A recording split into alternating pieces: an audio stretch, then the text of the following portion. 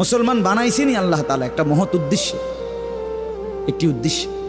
প্রতিটা মানুষকে আল্লাহ তাআলা উদ্দেশ্য নিয়ে বানাইছে। আফা হাসিবতুম আন্নামা খালাকনাকুম আবাসান। কোরআনুল কারীমের মধ্যে আল্লাহ তাআলা বলেন, বান্দা তোমরা কি এই ভেবেছো যে আমি আল্লাহ তোমাদেরকে অনর্থক বানিয়েছি? কোনো উদ্দেশ্য নাই, এমনি এমনি। ওয়া আন্নাকুম ইলাইনা লা তুরজাউন। এবং আল্লাহ তাআলা বলেন, তোমরা কি এই মনে করেছো বান্দা যে আমি আল্লাহর কাছে তোমাদেরকে ফিরে আসতে হবে না? কি ভাবছো আমার কাছে আসতে হবে না? তো উত্তর দেন, বলেন, উত্তর দেন না যে আমরা কি আল্লাহর কাছে ফিরতে হবে? বলেন না, সবাই বলেন, ছেলেরা বলো ভাই, ফিরতে হবে আমরা আল্লাহর কাছে। তো তিনি কি কিছুই জিজ্ঞেস করবে না? ফাওয়ারাব্বিকা লানাসআলান্নাহুম আজমাইন।